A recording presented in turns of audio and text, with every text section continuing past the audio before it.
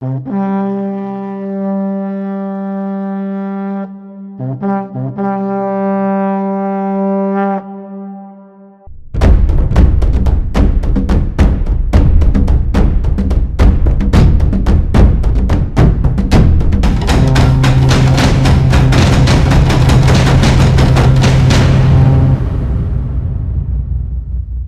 को लगता है कि कोई मंजिल पाना बहुत आसान है, लेकिन वापस वहां से आना जो एक टास्क है।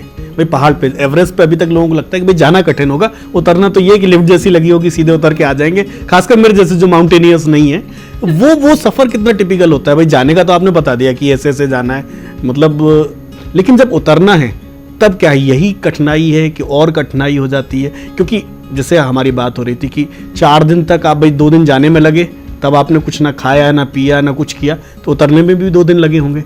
तो 4 दिन कैसे ये मैनेज करना, मतलब तो क्या उस तरह की तैयारी? अब जब आपने यहाँ फतेह कर लिया, आपने दुनिया देख ली वहाँ से खड़े होकर के, और उसके बाद अब उतरने का मन कर रहा है, तब कैसा जो जर्नी स्टार्ट हुई वापस?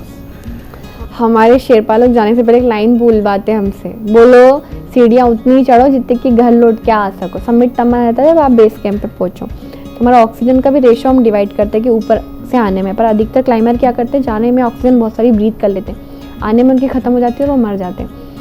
सबसे ज़्यादा एक्सीडेंट, सबसे ज़्यादा डेथ आने में होती है। लोग सबमिट तो बहुत लोग करते हैं, जिंदा नहीं आते, क्योंकि आना सबसे ज़्यादा कठिन है।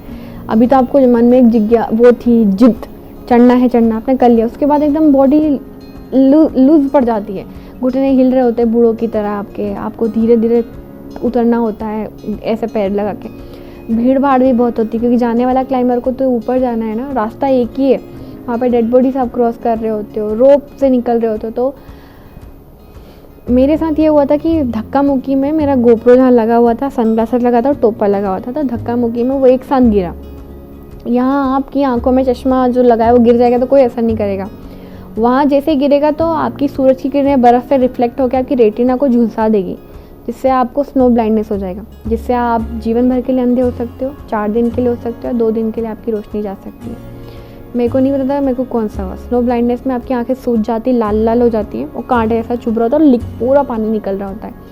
तो मेरे दाई को जैसे दिखा कि मेरे को स्नो ब्लाइंडनेस हो गया, दाई ने कहा बहनी लोग मार डालेंगे, सेफ्टी नहीं लगाओगे, तो रोप पकड़ के चलो। दाई पैर में जान नहीं है, तो उसने कहा था कि जितनी भी पैर में ताकत है दबा दबा के क्रैम्पोन लगाना, ताकि बर्फ़ में फंस जाए। फेल डाउन होगा तो मैं कोई जिंदा नहीं बचा सकता। या जीने की चाह बोलो, या घर वालों की जो आवाज़ें कान में सुना रही थी वो बोलो, या जो आंखों में सपने देखे थे, वो धीरे धीरे जिंदा बचाने के लिए बहुत असर करते हैं, क्योंकि उस समय तो आपको दिख नहीं देता, सिर्फ इमेजिनेशन होता है, ऐसा लगता है पैर बस चला दो, जिंदा घर पहुँचना है। पर हम जैसे कैंप 4 पहुँचे और मेरा कैंप 4 के नीचे मेरा ऑक्सीजन बिल्कुल ख़त्म हो गया। 8100 से नीचे हम जब थे, तो ऐसे टाइम पे शेरपा छोड़ के भाग जाते हैं, क्योंकि उनके पास भी लिमिटेड ऑक्सीजन होती है और उनको उनका भी जान बचाना है। पर मेरा शेरपा उसका ऑक्सीजन मेरे मुंह पे रखता था, वो लोगों को बोलता था मेरा बहनी मर रहा है, कोई तो बचा लो। मैं जब जिंदा बची हूँ, उनसे दाई से पूछा दाई क्यों बचा रहे हो, तो जो हमारे भारतीय में एक चीज़ होती है कि हम एक निवाला भी खाते तो पूछते आप खा लो।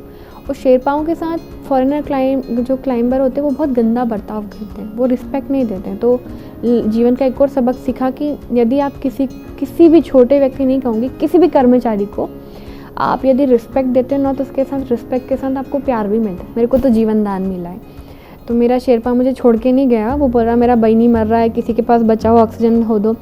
लोग मर जाते हैं, जैसे हम कई क्लाइंबर ऐसे होते हैं कि उनको हेलोजिनेशन हो जाता है, उनको लगता है मैं घर पहुंच गया, क्योंकि उनको ऑक्सीजन सही टाइम पे चाहिए नहीं, और वो क्रवास में कूद जाते हैं। सबसे मीठी मौत पहाड़ों पे होती है।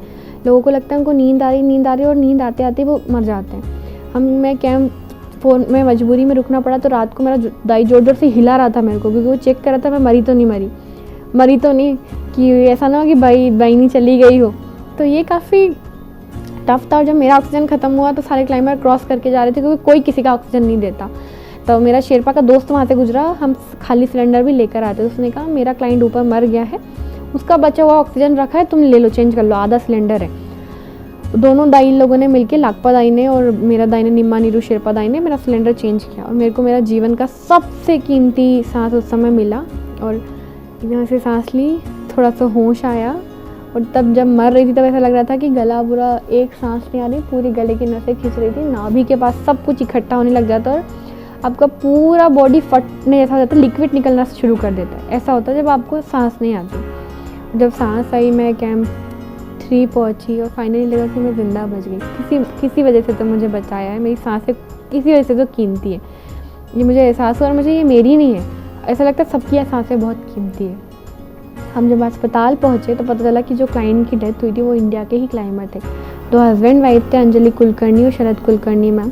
तो अंजलि कुलकर्णी मैम की डेथ ऊपर हो गई थी, उनका शेरपा उनका बचा हुआ ऑक्सीजन लेकर आया था। और अब शरद कुलकर्णी जो उनके पति हैं बाबा, उन्होंने किताब लिखी है मराठी और इंग्लिश में। उन्होंने जिक्र किया है कि जब जब मैं मेघा के कंठ को देखता हूँ तो मुझे लगता है कि अंजलि की सांसें मेघा के अंदर चल रही है। तो ये माउंटेन पे आने का सफ़र होता है जो कि बहुत कम लोग जिंदा वापस आ पाते हैं, इसलिए कठिन होता है।